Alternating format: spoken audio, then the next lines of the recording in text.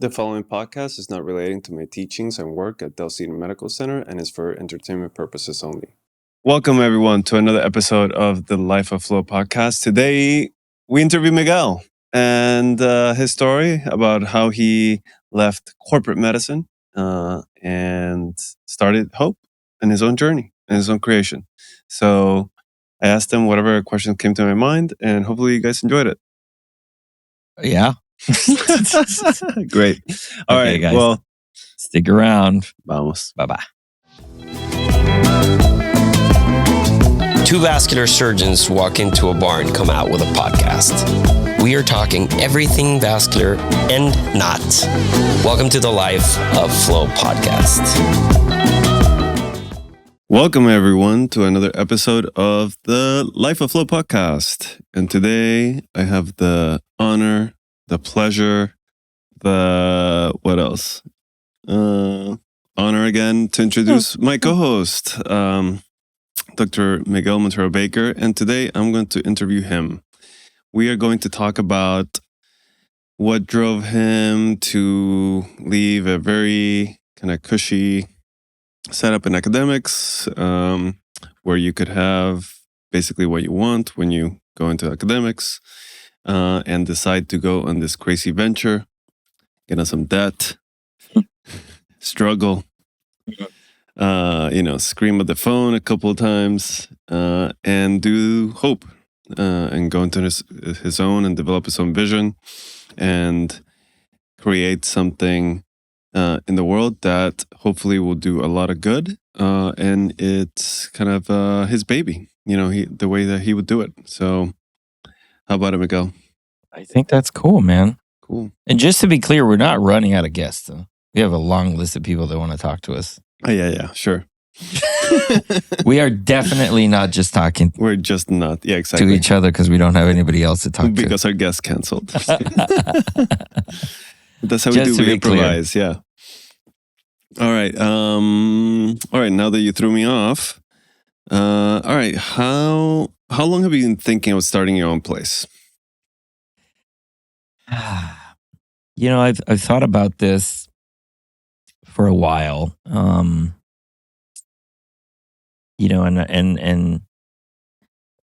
there's going to be a point in time where I would like to sit down and write a book about all of this.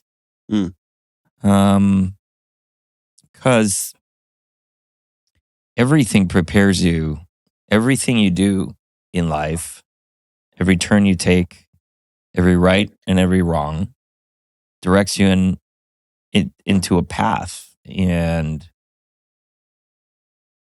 inevitably, if you feel that you are heading into the direction of fullness, of content, of happiness, it doesn't really matter what happened or what led you to this point,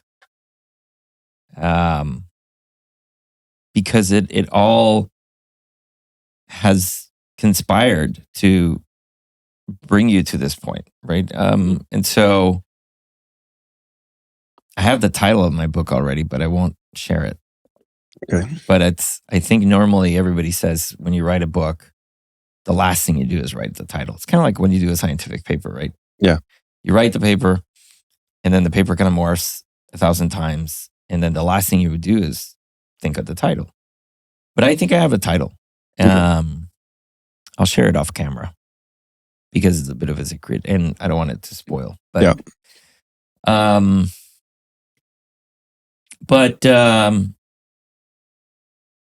But right, wrong, serendipity, fuck up, combination of burnout and life decisions and creation of life and all these things together and all these things apart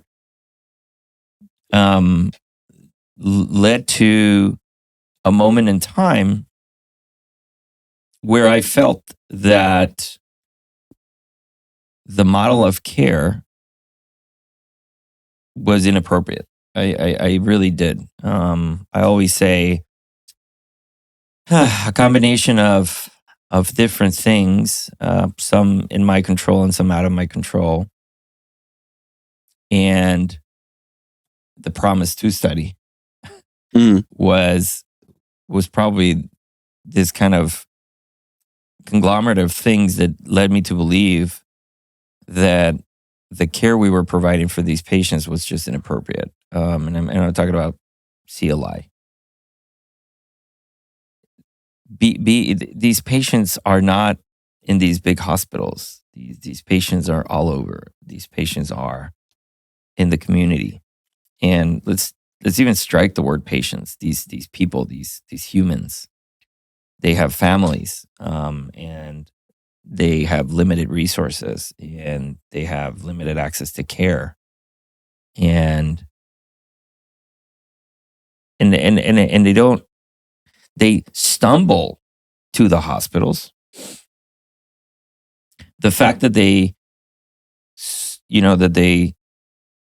massively come to the medical center during the summer peak and then during the December peak, because nobody in the community takes care of them, and then they just tumble like weeds. It just shows how inappropriate that level of care is. All right, you touched on a bunch of things there. So serendipity, life kind of guiding you. The Promise 2 trial, which I'm interested in hearing how that shaped things. Fatherhood, maybe. Mhm. And then the paradigms of care of limb salvage patients. Which one do you want to tackle first? Well, they're all part of the same thing, right? I mean, it's really hard. I'm 40. Dissect. Let's go down one at a time. I'm going into 46. Yeah. Right. I mean, this is the point in my life where I should be reaching the top level of my career in many ways. But or at least start tickling into that senior high peak performance level of our particular career, right? I mean, obviously it's not the same for a soccer player. Yeah. But this is sort of when we should start doing that.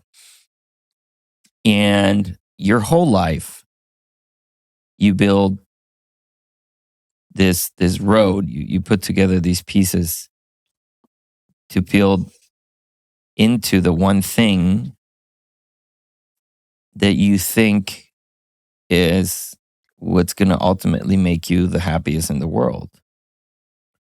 And you work every day towards that. You spend hours and hours strategizing, interviewing, studying, consuming material, spending time away from your family to build this particular path that just seems like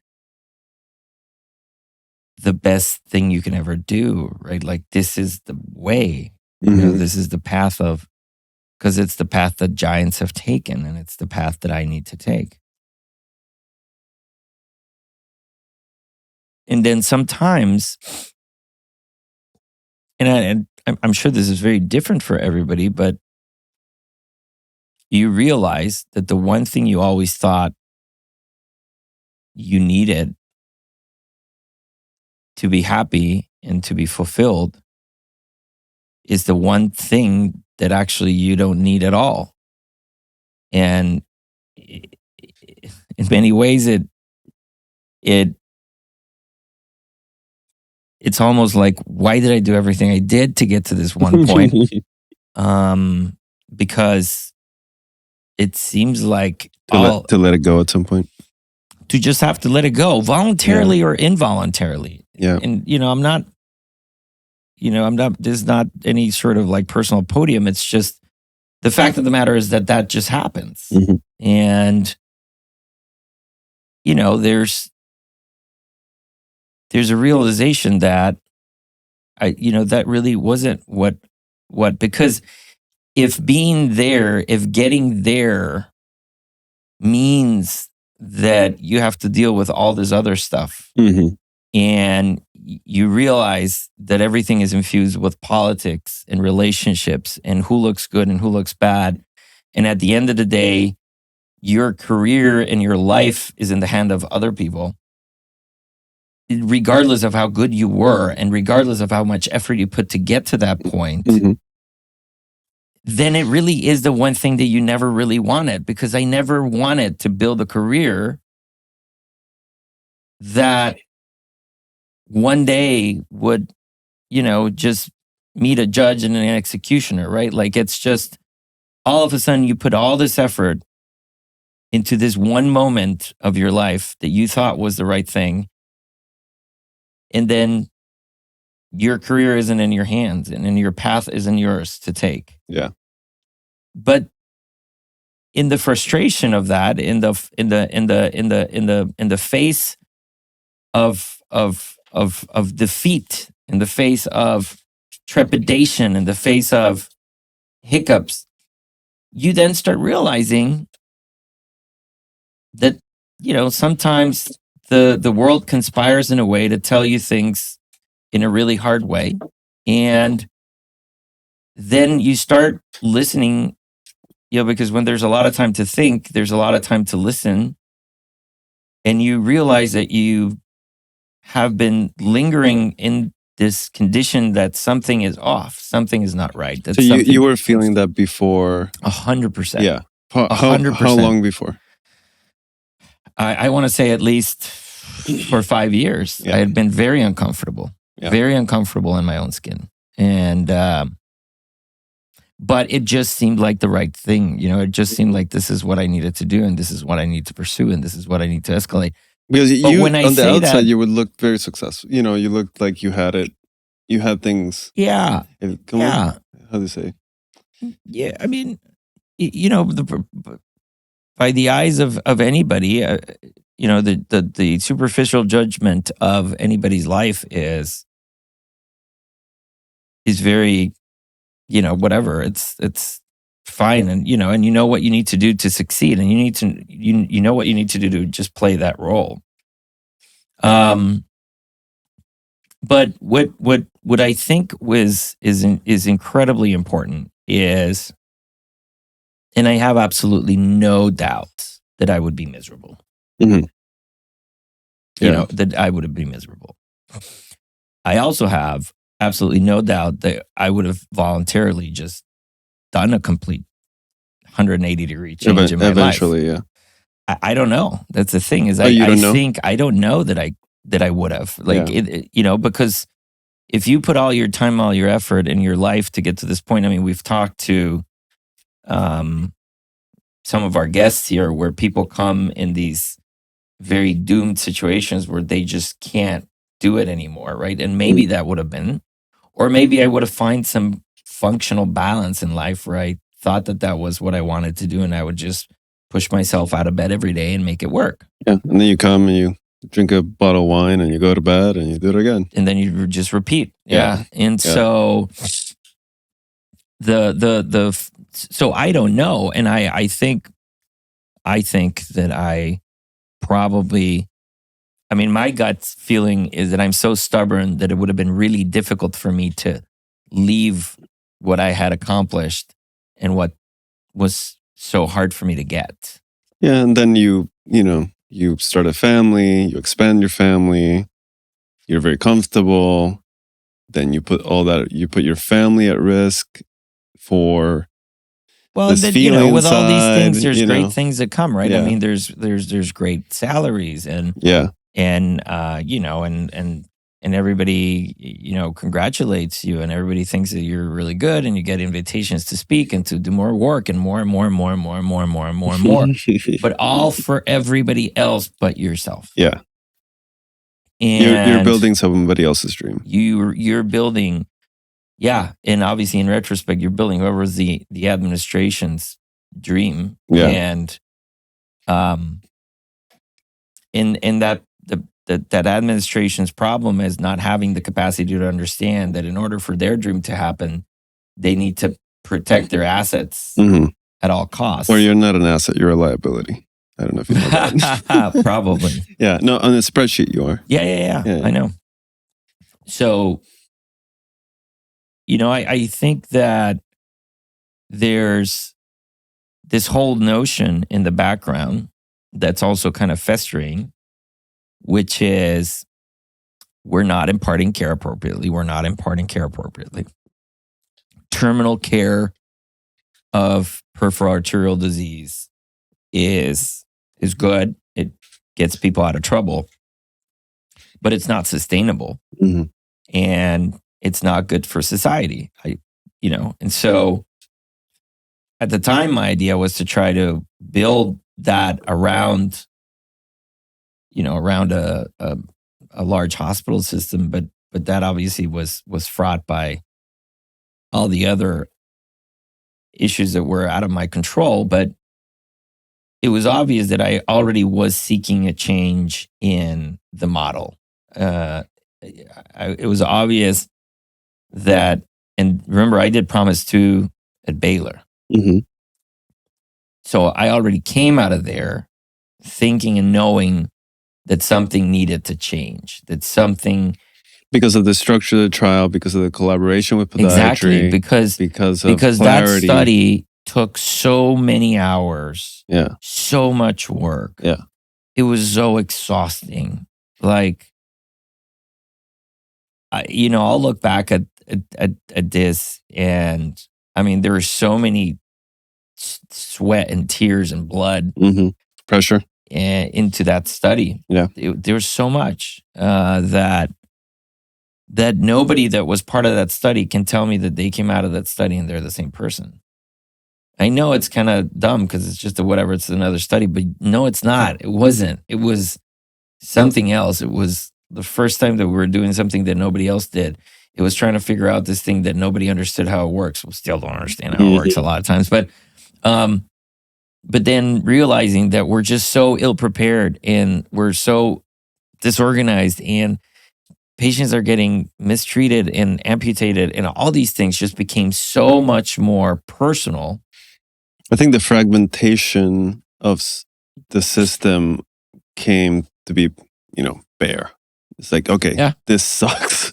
Yeah. And then you were trying to reinvent. We were in what we thought was, like Baylor, we have our shit together. It's a toe and flow, and it's really good. And we've got all these great people like Joe Mills and, Brian and me and there.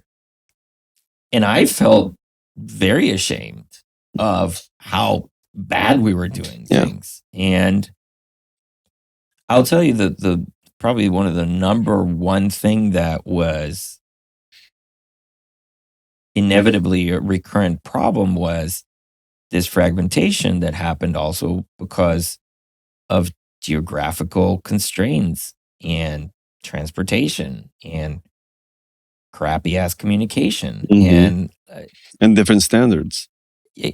Yeah, I mean, and then the thought that that this journey had to be lived in a different way, and that the wounds had to be handled in a different way, and that it was just very, very difficult. And in retrospect, it's rather incredible. It's rather incredible that what was done was accomplished. I really think that there's more to the LymphFlow story than just a successful acquisition of a company. And I hope somebody builds a documentary someday, because there was a lot behind the scenes of us just trying to figure out, I mean, it's a crazy, you think about it, it's kind of a crazy thing that crazy. I know. Crazy. Yeah. But so, there was this really, this thing that was weighing on me that this is not right. We're going to have to change this. We have to reorganize our strategy. We need to do a grassroots. We need to come from the bottom up. We need to go to the communities. We need to get involved with the people. We need to make their access to wound care and podiatric care and vascular surveillance, the Starbucks, right? Like we got to go into these places and build this. Mhm. And then also inevitably in that mix is the fact that I married my beautiful, amazing, supportive, just partner in crime wife, Jenna, and we consciously elected to try to build life, and with that, we had Lucas, who has been just the most amazing thing ever. Like, so now I'm going to say the same thing in reverse, which is, I said before, the one thing you always thought was going to make you the happiest and the fullest is the one thing that you never needed at all. And it was actually, if anything, that was the one thing that would actually preclude you from reaching the best version of yourself. Now, with parenthood, it's the opposite, which is the one thing you never knew you couldn't live without. So now, if you tell me, could you see your life without that kid? And I'm like, no. Even though holy shit, it sucks sometimes. Like, man, he is so energetic. Like, I don't know, like he'll go on a bite of a slice of bread and he can just go for hours and hours. But it just changes your life, man. And then you were like, man. When did you figure out you guys were pregnant? Oh, don't start with that, man. I have no idea. No idea. But was it in the middle of the build out? Yeah. Oh, okay. We were already we were thinking about it, and yeah, I think it was just we were thinking about getting pregnant, and then we had already gotten the bank loan or not. I don't know, but it's all happening at the same time. And what the hell's going through your mind? Because you're like, okay, you're probably very enthusiastic. You have the vision. You probably haven't reached many of the roadblocks yet. You get a loan, then you owe a shit ton of money. And then you bring a kid and like, what, like, how are you feeling during this time? What's interesting is you for some reason, that was just never a problem. Like, I think there is never going to be a good time. Mm-hmm. And I think there's never going to be a bad time to have a kid. Yeah.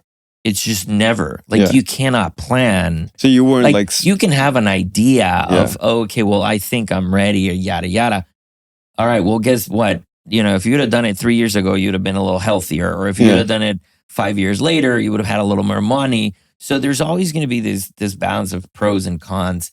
It just never fucking matters. At the moment, you were like, it did not add any stress. There was absolutely nothing. And if anything, it added a lot of emotions. And then it adds just a fire. Yeah. That you have now this, you cannot fail. Yeah. Like now. There's no plan B. Yeah. Because, with all the love I have for Jenna, I don't feel that way about her. I'm like, listen, if this shit doesn't work out, you're an RN, you get your job, you go back to your family, you figure it out. But I can't do that to Lucas, right? I'm like, I've got to have his back until he can do it for himself. And so it's a very different level of commitment. Yeah. It's a biological commitment, is a emotional commitment, is a physical commitment. And it's the one, it's the one thing that somebody that's been there just knows it, right? You don't even have to talk about it. Mm-hmm. So it does gives you also a lot of perspective when in the past somebody has also, maybe alluded to their kid or something about their kid. I don't necessarily think I had the depth of understanding how much that means for somebody. Until now, right? And but it does definitely create that. And so, you just have this perfect or imperfect storm of things that makes you decide, to reinvent it, right? Okay, well, shit, if this isn't the world telling you to do something different, then you got to be really dumb. Like, I mean, Yeah. for real. Like, Yeah. if there is, and I really am a God-fearing person, so I know this is all him. But that was like, dude, Yeah. like wake up and do like change and Yeah. pivot and use all these things that you've been thinking about, that you've been brewing, that have been uncomfortable, and seek comfort. What will make you comfortable? What will make you live your life to the fullest and be the best you can and be very happy? And I think that I gravitate to, I've always been an entrepreneur. I've always been an entrepreneur. Dude, I have built so many companies and they've all like failed. Like nothing. Like I love it. Like, well, I mean, look, and a lot. Like, Yeah. That's a successful that's AF. Yeah. Huge meeting in Latin America. We've been all over the world. We've got thousands of followers on different things. Like that's huge. We have a research corporation that we've built throughout the years that is now going on like, I don't know how many projects. I've helped multiple companies in their startup phases. I've changed countries and continents, and I've learned languages, and I've reinvented so many times that is who I am at heart. And I think that helps me play whatever role I need to play. But I think that was a role that I was playing for others and not for myself. Yeah, and so you were doing externally, but not internally. Exactly. Yeah. And so it was just, okay, great. And the sense of calm and the sense of peace that you get from realizing, all right, well, that sucked. Yeah. And, maybe I lost or wasted some time, but no, it's all on the right time and for the right reasons. And then you emerge and you go to a better place, because now I want to be the dad. Now I want to be the entrepreneur. Now I want to be the businessman. And now I want to be the person that really changes lives in a significant way. Not that I didn't before, but it was so terminal. It was so last-ditch effort. Mm-hmm. And I still commend those that are going to continue to be there, because there is going to be a need. And unfortunately, the system isn't going to change anytime soon. So we do need the guys that are going to do the crazy procedures in the hospitals.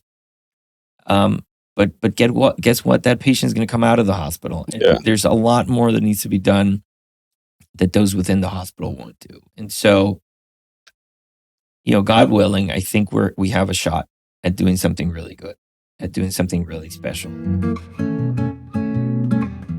Quick break coming up. Stay with us for something to add more flow to your life. Hey guys, this is Miguel and Lucas, and we wanted to talk to you about a super interesting project. Name of this project is Amputation Nation. It's going to be a 6-part documentary series, and we definitely want you to look at it, watch it, digest it, support it. Yeah, so visit amputationnationthemovie.org to support and give love to these people that are doing a great job. Without a doubt, we're underdiagnosing peripheral arterial disease. It has not gotten the attention that it should. Every 4 minutes, there is an amputation in this country due to PAD and diabetes. We also know that 85% of these amputations are preventable. There is good care available here. Closed minds are what we have to get rid of.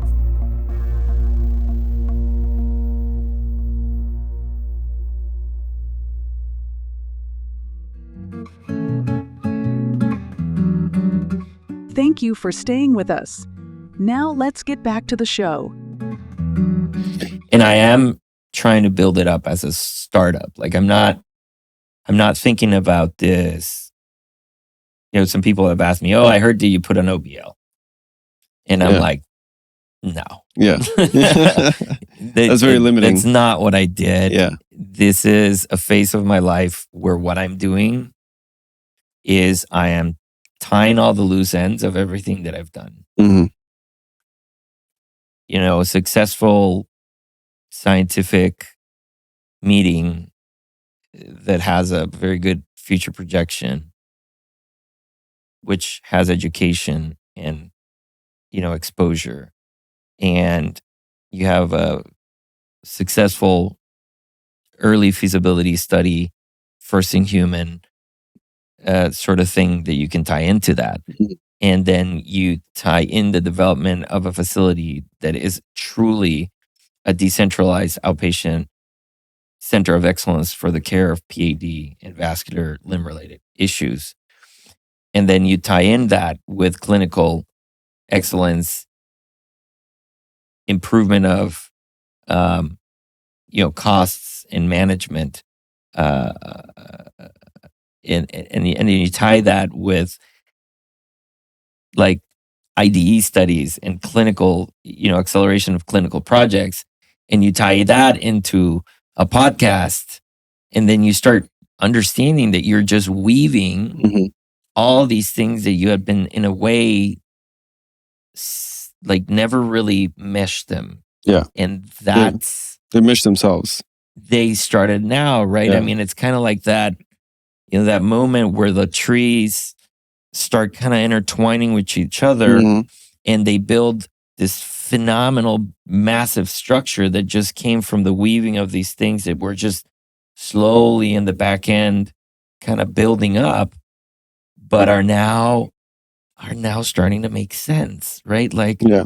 oh, and they're all so complementary. Yeah. And and there's this value, and there's this capacity. And so, hope is going to become, it's structured not only as a clinical practice, but almost as a startup. And we'll be, raising rounds, and we'll be doing other stuff. And, I could have never had those discussions if I didn't know all what I knew about startups and the business of startups. And I wouldn't be able to know what I know about this if I didn't do that. Right. And so it's just, I think that, and you know what, maybe all will be for nothing and I'll go to a job next year. But I sure think that, I mean, I don't know, LinkedIn said the other day that I'm 2 years into this, which just time flies. Fuck. Yeah. I guess since the first time I put that I started working at Hope, it's 2 years now. Well, let's go back. So you had all this experience. Well, I don't know where we're at with time-wise, though. Don't worry about it. It's our podcast. That's right, but I think we have guests coming up. Remember, we have a ton of guests. We have time. Don't worry about it. So you have this business experience, but you haven't really run a business day to day, right? Or am I missing something? Correct. So where do you start with looking for help? Because there's all these people out there that say, "Oh, I'll build you an OBL." Yeah. We've had some amazing guests that do consulting in that space. You went a different route. Walk me through that decision. Yeah. I mean,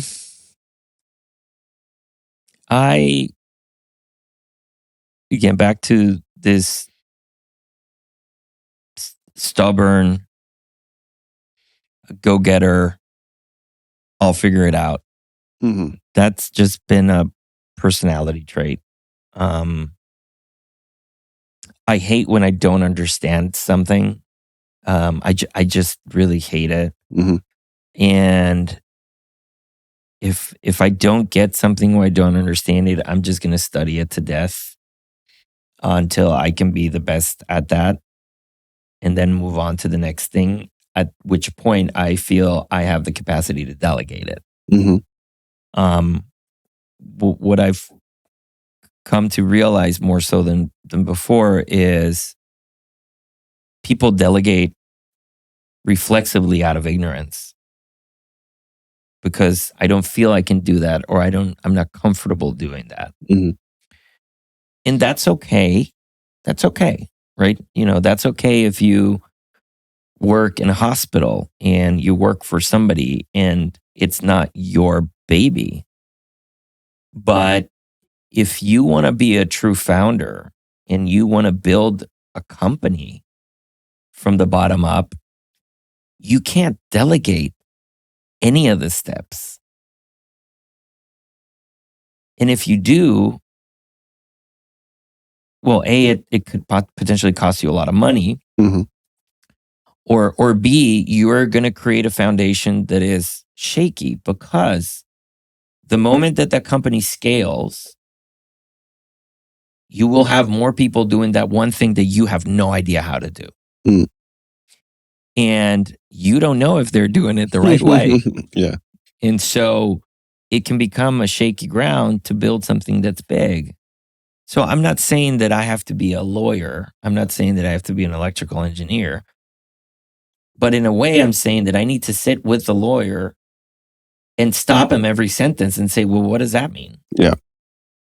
I don't understand Appendix A, paragraph 3. What does it mean? What are they trying to say? The language. And you know what's beautiful? Chat GPT, man. I'm not joking. I know. I use it for everything. You copy paste it and you're like, I don't understand what this paragraph means. Yeah. Explain it to me like I was a 6-year-old. Oh, that means that if Bobby gives Tommy, and then you're like, oh, I get it. I don't agree with it. Yeah. Why would I agree to this? Yeah. And then I go back to the lawyer. I was like, this doesn't make sense. And he's like, yeah, that's a good catch. Yeah. Yeah. But the thing is, if you are afraid and you just out of insecurity delegate that legal responsibility or laziness, I guess, and you delegate it, you're going to be at some point in a potential problem, because you're like, you signed that.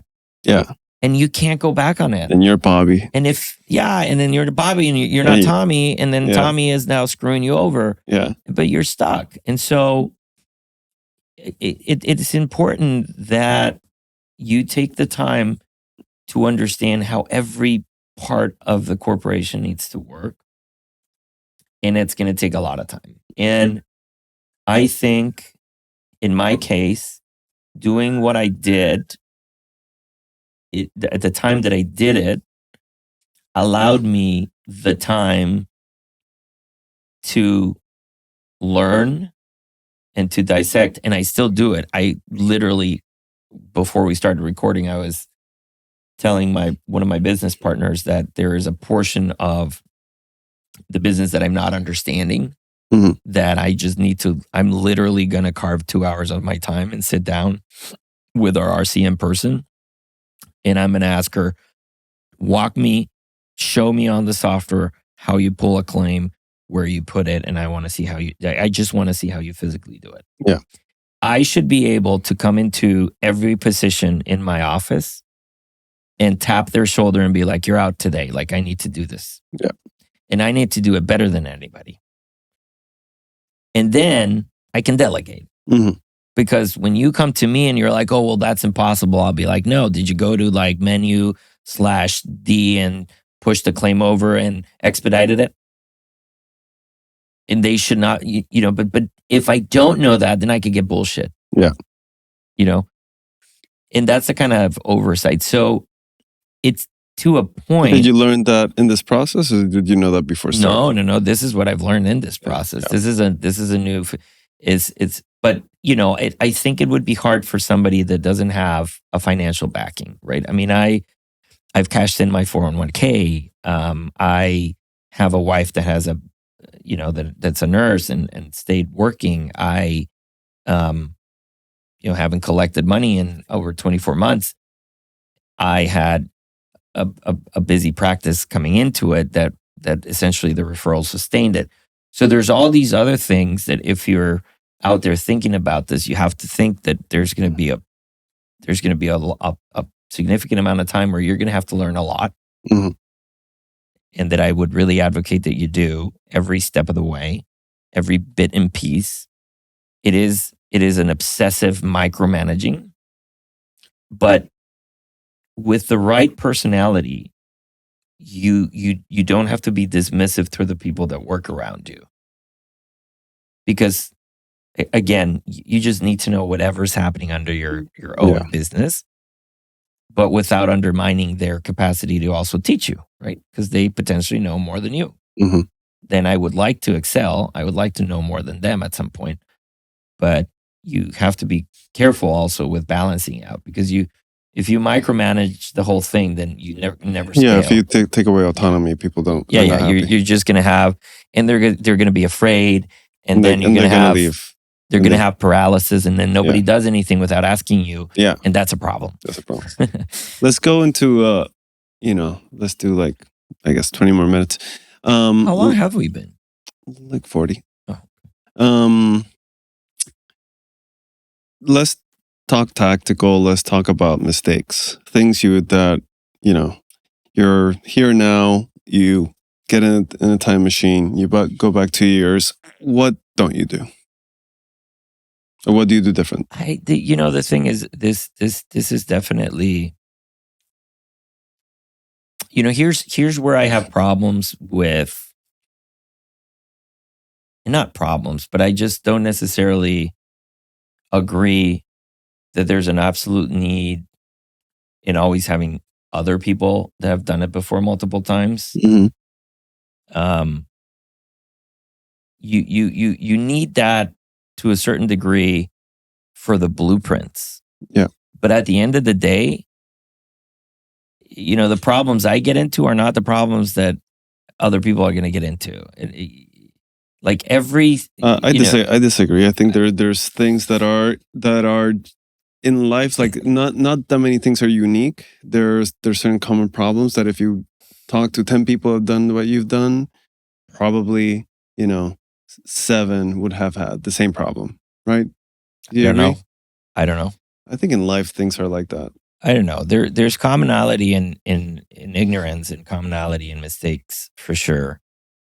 I just think each project brings its very unique set of issues that are not necessarily always going to be the same. Don't you think that if you were to, tomorrow somebody comes in and says, hey, I'll buy this from you, go away, you cash out and you say, oh, I want to do it again.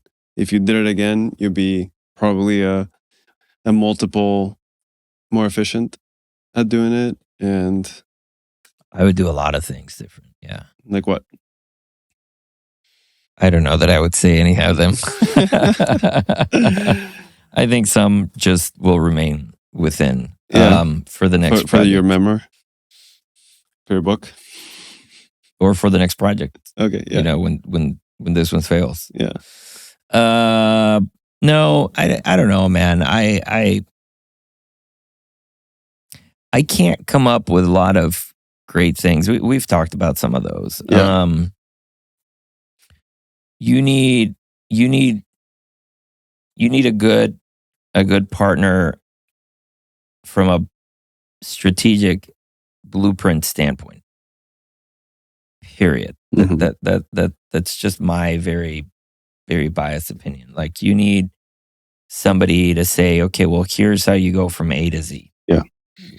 Because the road to get there is what's a little bit more difficult to understand sometimes. Mm-hmm. The regulatory pathways, the things that you need to do, how to open, a Medicare account under a, how to structure the business. Do you do a PLLC? Do you do an MSO?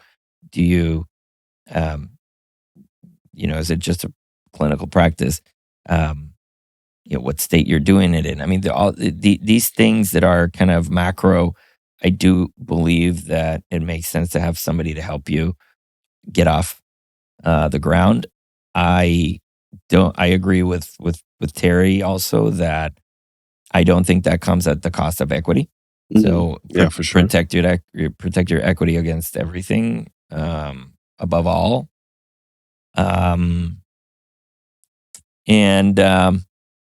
But also at the same time, you have to just be very careful to not create a parasitic relationship with this company. Because here's my problem. I understand that what you say is true. Because yes, for all of you out there that you want to build an OBL, go to an OBL consultant and have help. No, absolutely. But for Miguel Montero Baker to build this phase of his career, the intertwining project of tying all the pieces together and making a company that will last forever from the ground out to the level of excellence that I am expecting it to be, I don't want anybody helping me understand how every part of my company works. That is it. Like, I feel that I could very rapidly allow somebody like Terry with her experience and her knowledge to essentially do it for me, thus removing the opportunity for me to learn it. And so that's why I think for me, I'm just a very different individual. And the way my brain works is I want to know how to do everything, and I don't want the help. Yeah. But that's just a very unique thing of me. Yeah. And like I said, I was in a very particular position where I could do it. I had the bandwidth. I had side revenues of income. I, had a referral pattern, and I had a community of scientists that I'd worked with. I had patients that had followed me, and you would be you sometimes don't even know where these patients will follow you. Like, they will follow you. If you're a good guy, they will follow you. You change practice 100 times and they will somehow find you 100 times in a row, even if you don't tell them where you go. They're like cats. You can't lose them. But all of those things are that's what allowed me to do it in that sense. And so, what would I not do again? I don't think I would, yes, I mean, definitely the company that I asked to help me with the blueprints and the steps definitely could have been a different one, and I think could have been better. Yeah. But who knows? Yeah. I mean, because the thing is that I dissected it so much that I realized that they were just doing a shitty job. And then I was like, okay, well, I could probably do it better than you guys. And, we parted ways. Any lessons with funding and who to partner for I funding? think the biggest lesson with funding is you need to find a partner that understands your business very well. Not every bank has a very well developed healthcare division. So I would advocate to ask the other people in the community who they bank with. Because healthcare is very sluggish. Healthcare takes time, and the overhead for operational to get to an operational condition is actually very high. So you have to build it and they will come, but you can't. You have to be in business long enough for them to come. Yes, but also you have, rent, and you have capital equipment, and you have staff that you have to get on board, and you have all these things. And so as much as people love to say, well, I think you started super lean and then you build it. Whatever it is that you're trying to do, you're still being very upfront capital intense, and you're not getting paid, right? Yeah. I mean, you don't go to a restaurant and sit down and have a meal of your life and say, bro, I'll send your money in 3 months. Yeah. Or in 6 months. Yeah. Because, hey, send me the invoice. So think about it this way. Okay, you had a great meal, right? And now you get an invoice in the mail, okay? And you're like, I don't remember the truffle oil being in our meal. So you write back to the restaurant and you're like, well, I don't remember having truffle aioli. And so the restaurant's like, well, fuck. Okay, well, writes another letter back and say like, well, but remember you wanted the zucchinis and they do have sprinkled truffle aioli. So we do need you to actually pay for that. And then it's this, nonsensical back and forth to at some point finally get that money in the door. Yeah. But it operates on fumes. Yeah. And that's how it is. And so it's hard when you're a single entity that has to run on fumes until you get your feet under yourself. And so the first 2 years are very, very difficult. Very, very difficult. And a huge thing that I think you have to do is definitely brace yourself for no income.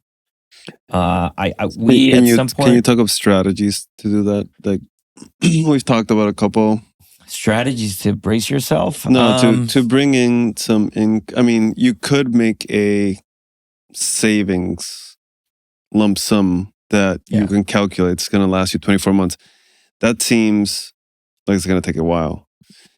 But it's going to be very different, right? I Yeah. mean, some people are in a very, very, they're in a very good situation where maybe they have family money. Yeah, but say and say you're then not. Say you're that'll take you. hospital employed somewhere. You're making around Well, if say you're a hospital 550, employee, 650. You would have to have already some money in the kitty. Mm-hmm. I think that you have to also do an exercise. It really isn't that complicated. You realize what your monthlies are. What do I need? I mean, I need a car, I need a house, Food. yeah, the very basics. And I think that you have to like we haven't gone on a vacation in 2 years. Yeah. Yes, we've traveled because I had a ton of miles, and we go home where Yeah. Costa Rica is a vacation, but we don't spend a single dollar. Yeah.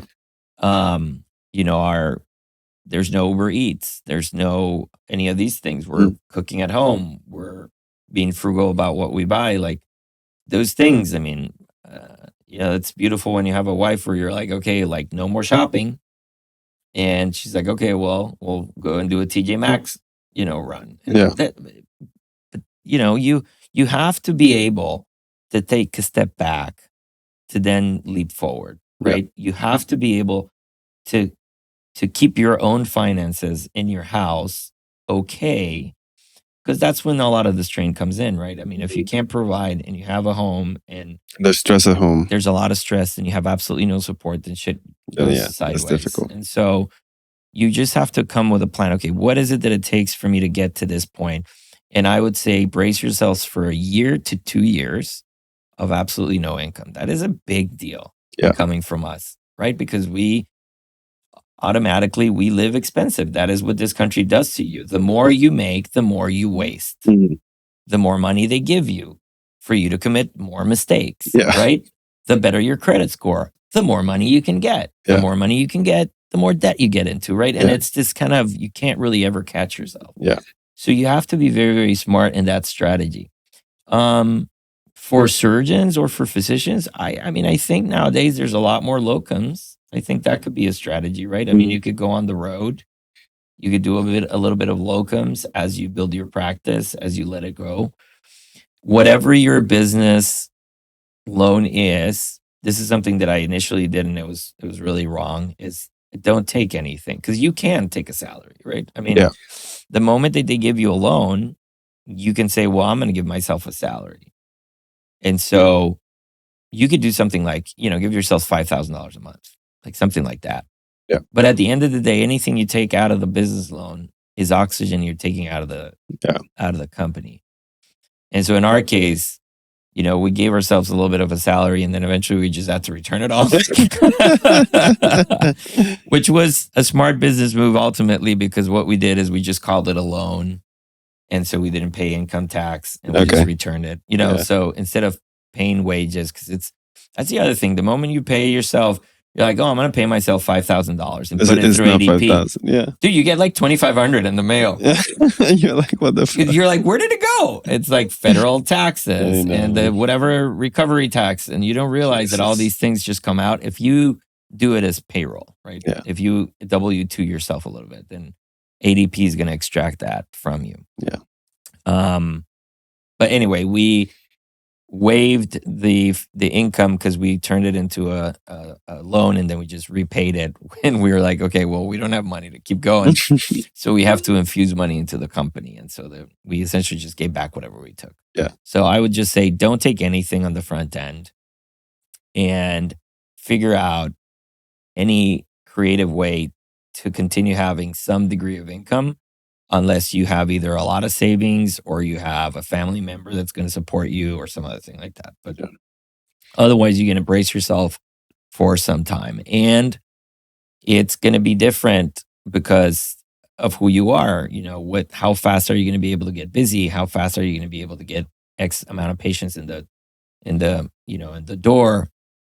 What are your goals? How many patients do you need? What covers your basic overhead?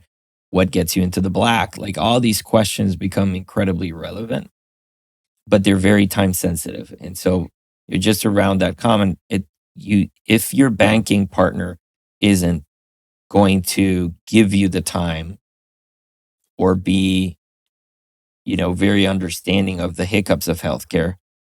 Change healthcare. I don't know if you even got to this, but there was a massive hack in the entire digital community of payments.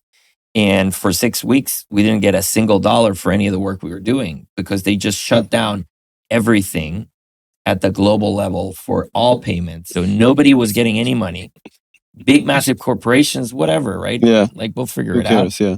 But when you're a little guy, I was like, okay, well, I've got to pay, $30,000 of rent and $50,000 in salaries, and I don't get any money for 6 weeks. Where am I going to get $80,000 to just cough up? Yeah. So you are very, very vulnerable to market changes, especially at the beginning. So you just have to think that the worst is going to happen. At all times. At all times. Yeah. That you're not going to get a single patient for years, that you're not going to get paid, that there's going to be listen, the craziest shit. We got trees breaking windows too. Really? Shut down our operations for a week. You know what a week is? It's almost like $200,000 in revenue that goes down the drain. You have to be ready to take a hit of that. How do I prevent a tree flying into a window? And that happened to me. That's happened to me. So all of it that could go wrong can go wrong and probably will go wrong. You just have to brace yourself for all that shit. Yeah. But we could talk about this for hours. Yeah. All right. Let's wrap it up. Yeah. We won't bore people out there, but maybe you'll take one or two good things out of this. And I think we can talk more about this, specifically about the business. This was a little bit more journey-ish and landing on business, but I think we could talk about it more. Okay. We'll maybe bring it back. Yeah, maybe we'll bring back. It'd be nice to maybe get another couple of other entrepreneurs too. And then, I told you that I wanted to bring Brian DeRupertis because he went completely the opposite. Yeah. Brian. And that to me on the podcast, is very weird. I know. So Brian Roop, he worked in OB all his life. And then one day said, I want to be the chief of New York Presbyterian. Left California, super successful entrepreneur business, and now has a seat in New York Presbyterian as a chief with thousands of beds and all of the pain that comes with that. I just can't even understand how he made that transition backwards. Yeah, sounds interesting. He was maybe bored of the grind. I don't know. I know. We'll ask him. Yeah, we'll get him in here. Yeah. All right, Miguel. All right. That was a wrap. Hopefully you guys enjoyed it. Bye-bye. All right, vamos. Two vascular surgeons walk into a bar and come out with a podcast. We are talking everything vascular and not. Welcome to the Life of Flow podcast.